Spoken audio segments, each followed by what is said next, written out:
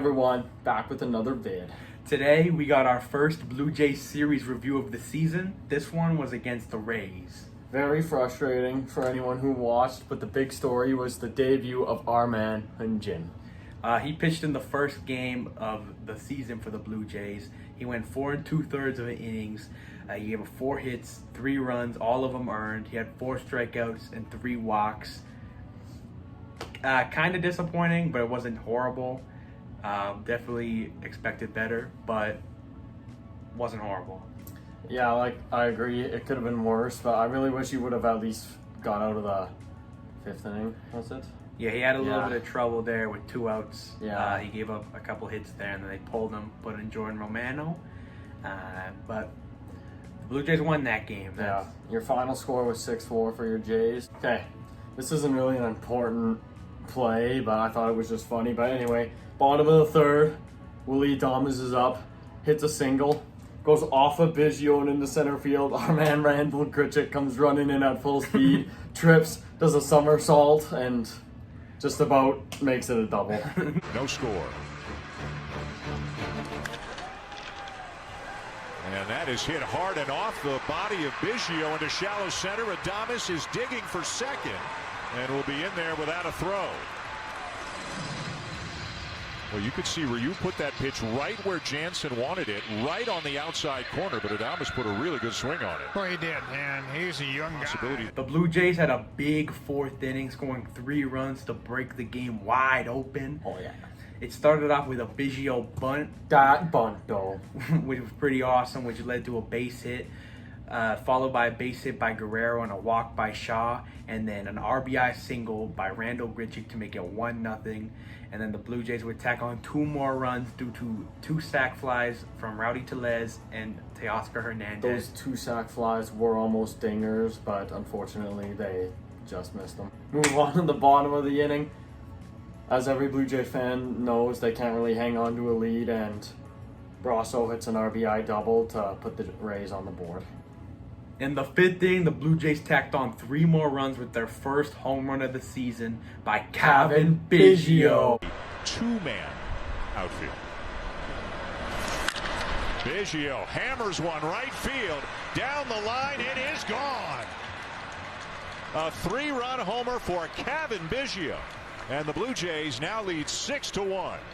Moving on to the bottom of the 5th, once again, the Jays can't hold that secure lead as Tsugo, or the new Japanese dude, he's kind of sick actually, but anyway, Tsugo with a 2-run bomb off of Hyunjin. I believe it was with 2 outs, and he was almost out of the inning, but gave him that pitch to hit, and he capitalized. Moving on to the crucial part of the game, bottom of the 8th. The Blue Jays decide to put in Kenley Jansen look-alike Rafael Dolis to make his Blue Jay debut, and he starts off the inning with a ground ball right to Bo Bichette. It's a routine play, goes right under his glove, he commits the error. He's obviously pissed off with himself, and it leads to an Adames RBI single. Dolis ended up getting out of the inning with a beauty pitch on the corner. Paints the corner. He got out of it, striking out Hunter Renfroe. Personally, I thought Rafael Dolis looked a little shaky, along with the rest of the bullpen in this series. Yeah. We'll get to that more. Cody, I don't know how you feel on that, but I mean, it was just regular Blue Jay pitching. They're always shaky. Okay, other than that, that was it for scoring in this game. The final score was a 6-4 dub for your Jays. Jordan Romano picks up the win. He pitched 1 inning, 2 walks. Not very good. He's also struck out 2. I thought he looked decent. He's looked pretty decent throughout this whole series here. We talked about him in our little Blue Jay preview as one of the sleepers. Yeah. And I thought he's looked pretty good this past series. Definitely one of the bright spots out of the bullpen. Charlie Morton was not himself. He gave up 7 earned runs. Ken Giles picks up the save. Our man Kenny. 1 inning, 2 Ks, 1 walk. I thought he looked good. Moving on to July 25th, we got Game 2 with the Rays taking the game by a score of 4-1. Matt Shoemaker making his season debut in this one. Great game. He looked very solid, pitching like he did last year before he tore his ACL. He threw 6 innings, gave up 3 hits, 1 earned run, 4 Ks, and a walk. We talked about him a little bit in our season preview there as a sleeper, and if he continues to pitch like this, we both believe that Shoemaker can have a very good season. Unfortunately, the Blue Jays gave him no run support when he was in the game. That's kind of a theme the Blue Jays like to do these past few years. Kind of frustrating to see good pitching performances wasted like that. Yeah, the Blue Jays were up against Ryan Yarbrough, who kind of threw fire, throwing just over 5 innings, striking out 1 batter, giving up 4 hits, 1 walk, but giving up no runs. Some exciting news on the day, though. Santiago Espinal makes his MLB debut. He's got some jets. Unfortunately, going 0 for 2 with 1 K before being lifted as Lord Scurriel Jr. came in to pinch hit for him. It's a very defensive game until the bottom of the 6th when G-Man Choi hit an RBI double. Then the Blue Jays bounced back with a Reese McGuire solo bomb in the 7th. Unfortunately, this is a theme that we're going to see in this series. The Blue Jays blow it again. Sam Gaviglio comes in. He only gets 1 out, gives up 2 hits, 3 earned runs. pitching like ass. He had 2 walks, give up a 2-run triple to Lau. I'm just going to say it here. Get Sam Gaviglio off this team. Very frustrating watching him. This is the 3rd season Gaviglio's been in a Blue Jay uniform. Every year he's bad. His season debut, not great. He blew it for the Jays. They go down, and that's all she wrote for the game. The Blue Jays lose 4-1. Nick Anderson picks up the win. Oliver Drake gets the save. Obviously, Sam Gaviglio gets the loss. To end the day, we got some news around the league. First up is Justin Smoke hitting his first bomb with the Brewers. Former Blue Jay, pretty awesome. You'll see it right here. Oh. Play first every day. I understand some other guys will get some time. But Justin Smoke sends one deep to right field. it's gone, huh? That's gone. Man, it is interesting to try to tell where these balls are going, and Justin Smoke connects and rudely greets Dwayne Underwood in his first inning of the season. 4-1 Brewers on top. You know how I knew that was gone? I'm listening to the dugout seance, and I'm hearing. And then the day we got the White Sox hitting 5 bombs against the Twins to take a 10-3 dub.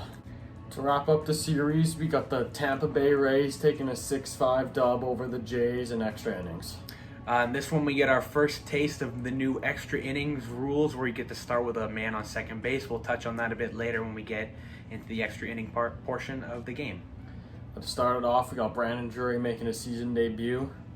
I believe he had 2 hits, not that bad, but it was good to see him back. Thomas Hatch starts the game for the Blue Jays, 2 1/3 of an inning, 2 Ks and 2 walks. I feel like he's just a placeholder for someone like Nate Pearson when he comes in.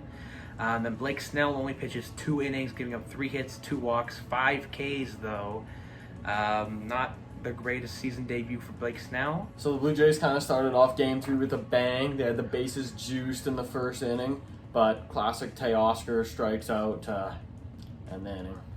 On the 3rd inning, we saw 2 pitching changes, 1 for each team. Blake Snell, who was, we already knew he was going to throw a limited amount of innings in this game, was taken out. Trevor Richards came in. And then the bottom half, Hatch came out, and Anthony Kay makes his season debut. Top of the 6th innings where the action really started to kick off as the Blue Jays tallied together 6 straight rhits. Starts off with a Randall Grichuk single. Teoscar Hernandez followed that with a double. And then a Margot error led to the Blue Jays tacking on a 1 run to make it 1-0. And my man Danny Jansen singled. Hernandez came in, and then Drury with the single. This leads to Richard being out of the game, replaced by Kittredge, which leads to a Bichette RBI single. He drove in both Jansen and Drury to make it 4-0, and that was all the damage the Blue Jays could do in that inning.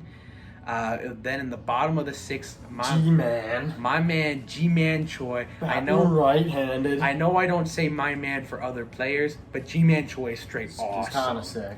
He homered off Anthony Kay, who to that point in the game was pitching pretty well. Bottom of the 7th, once again, we got the Kenley Jansen lookalike, Rafael Dolis coming in.